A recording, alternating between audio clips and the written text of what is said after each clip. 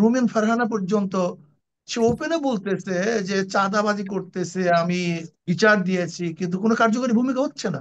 যারা নির্বাচনের জন্য বেশি ব্যস্ত হয়ে গেছে, তারা যদি নিজের দলকে কন্ট্রোল করতে না পারে, তাহলে তারা ইলেকশনের সময় কন্ট্রোল করবে কিভাবে? ইসলামী আন্দোলন বাংলাদেশের নির্বাচনের বিষয় কথা একেবারে স্পষ্ট, স্পষ্ট বলতে কিছু নেই।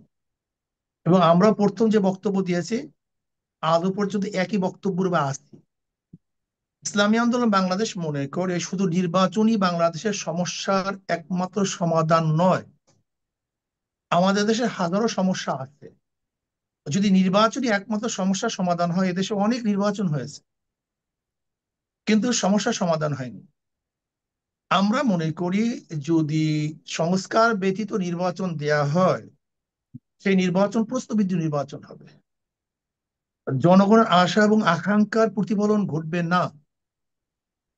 শুধু এতটুকু উদাহরণ দিই, যারা ভোট কাউন্ট করবে, যারা হুম। মাঠ পর্যায়ে থাকবে, সে প্রশাসন কি এখন পর্যন্ত আপনার দৃষ্টিতে তারা কি সংস্কৃত হয়েছে?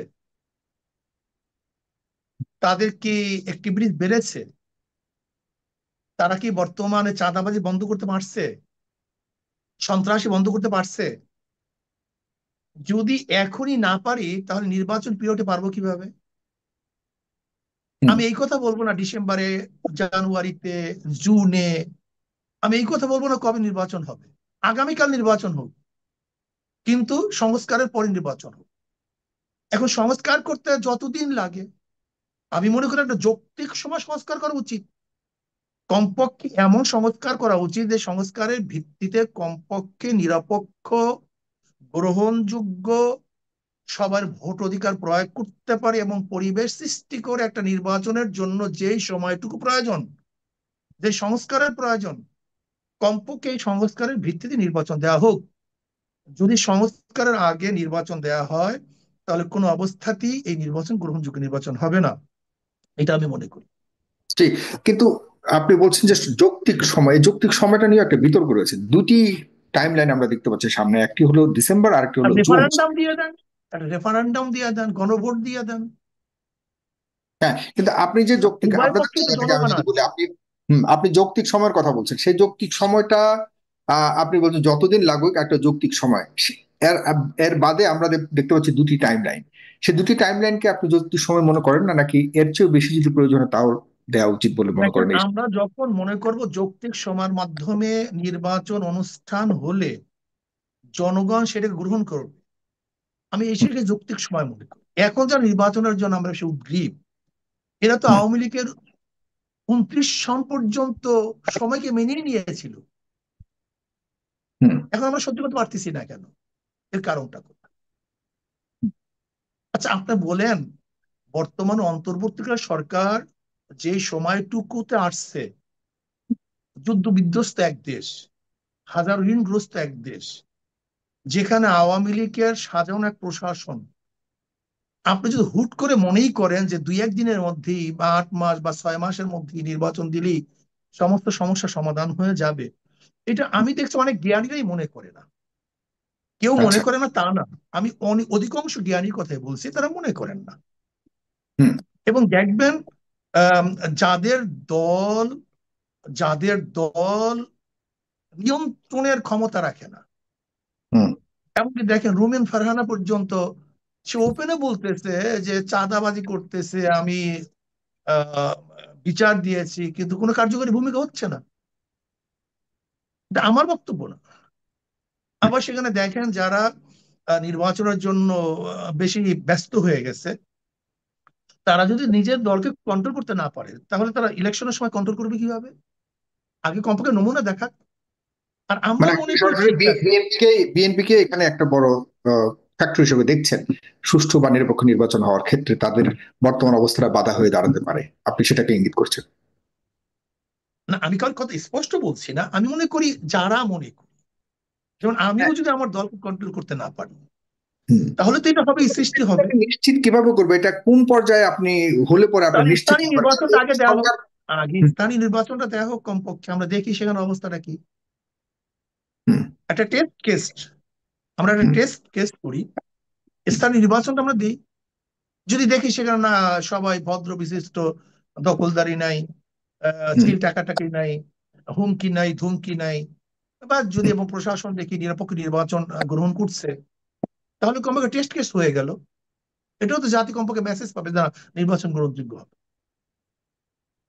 আচ্ছা, কিন্তু এই গত 8 মাসের মতো হয়ে গেল এই সরকারের অর্জন থেকে আপনার কাছে কি মনে হয়, যে আশা আপনি প্রত্যাশা করছেন যে এই সরকার প্রয়োজনীয় সংস্কারগুলি করা ছাড়া নির্বাচন দিলে পরে ভালো নির্বাচন হবে না, এই সরকার কি সেই দেখ- সফলতা দেখাতে পেরেছে এই কদিনে বা এই কয়েক মাসে? দেখেন, 8 মাসেও তো একটা বাচ্চার দাঁতও ওঠে না। হুম। সেখানে এই সরকার 8 মাসে কি করবে? 8 মাস তো কিন্তু মন্ত্রণালয়ের তারপর rule morning shows the day একটা কথা আছে না, সেটা তো। আমি যেটাই বলতেছি, 8 মাস তো কমপক্ষে অনেক সময় মন্ত্রণালয়ের পথ চিনতে চিনতে সময় চলে যায়। হুম। তারপরে আমি মনে করি 8 মাসে যতটুকু করছে হুম। এবং যতটুকু চেষ্টা করছে, হুম। যা তো আশা অতীত, যা চিন্তাও করা যায় না। যেরকম আপনি দেখছেন বিদেশি বৈদেশিক ঋণগুলি মোটামুটি দেওয়ার চেষ্টা করতেছে, এবং আমাদের রিজার্ভ অনেক বেড়েছে। দ্রব্যমূল্যের পুরো রমজান মাসে নিয়ন্ত্রিত ছিল, আজও নিয়ন্ত্রিত অবস্থায় আছে। একটা যুদ্ধ বিধ্বস্ত দেশে যেইভাবে হাহাকার শুরু হওয়ার কথা ছিল, হুম। দুর্ভিক্ষর কথা ছিল, আলহামদুলিল্লাহ সেই দুর্ভিক্ষ আমাদের দেখা যায়নি। এবং আইন শৃঙ্খলার পরিস্থিতি যত খারাপের দিকে যাওয়ার কথা ছিল, পরিকল্পিতভাবে এটা খারাপ করার চেষ্টা করতে চলছিল, কিন্তু তারপরেও এখন পর্যন্ত পূর্ণ ভালো না হলেও ভালোর দিকে যাচ্ছে, প্রশাসন সক্রিয় হচ্ছে। হ্যাঁ, তবে অন্তর্বর্তী সরকারের মধ্যে কিছু বিদেশি দালাল, বিদেশি চক্র ঢুকে গেছে, সেটা পরের কথা, সেটা পরের কথা। কিন্তু আমি মনে করি যে তারা কিন্তু মোটামুটি সংস্কার করার জন্য, দেশকে স্থিতিশীল রাখার জন্য, উন্নয়ন করার জন্য, বিদেশি বিনিয়োগ বাড়াবার জন্য, বিদেশের সাথে সম্পর্ক উন্নয়নের জন্য, আপনি দেখেন এক্সপিরিয়েন্স সফরই তো আহ, আমাদের শত্রুদেরকে নাড়া দিয়েছে এবং হুম। ভীতি সৃষ্টি করেছে। হুম। এরপর থাইল্যান্ডের সফর দেখেন, সেটা পরিপূরক হয়েছে। আবার বিদেশি আহ, আহ, বণিকরা, ব্যবসায়ীরা যখন আমাদের দেশে সুন্দর একটা ফলপ্রসূ মিটিং উপহার দিয়েছে, এটা আমাদের আশা সঞ্চার করে। আমি হুম। মনে করি এগুলি আলহামদুলিল্লাহ এই সরকারের প্রাপ্য। এখন আওয়ামী লীগ এটা তো নাই, বাস্তব। তারপরে আওয়ামী লীগের। আবার ব্যর্থতা হলো এখন পর্যন্ত প্রশাসন সক্রিয় করতে পারছে না, পেশিবাদের বিচার করতে পারছে না, যারা খুনি ছিল তাদেরকে এখন বিচার আওতায় আনতে পারে নাই। হুম। এরপরে সন্ত্রাসী দমন করতে পারে নাই, চাঁদাবাজি বন্ধ করতে পারে নাই, ঘুষ হুম। বন্ধ করতে পারে নাই, দুর্নীতি বন্ধ করতে পারে নাই। এগুলি কিন্তু তাদের ব্যর্থতা। এরপরে আসুন, কোথাকার এক ওই নারীবাদী না পতিতাবাদী আমি জানি না, ওই যে পতিতাবাদী একদল মহিলা, ওদেরকে আমি নারীবাদী বলবো না, ওই পতিতাদেরকে উৎসাহিত করার জন্য একটা সুপারিশ করছে যে এখানে বেশ্যাখানাকে কি করতে হবে, যৌনকর্মী হিসাব ঘোষণা দিতে হবে। আমি মনে করি ওগুলো নারীবাদী না, ওগুলো হলো যৌনবাদী, ওগুলো টান বাজার থেকে চলে আসছে।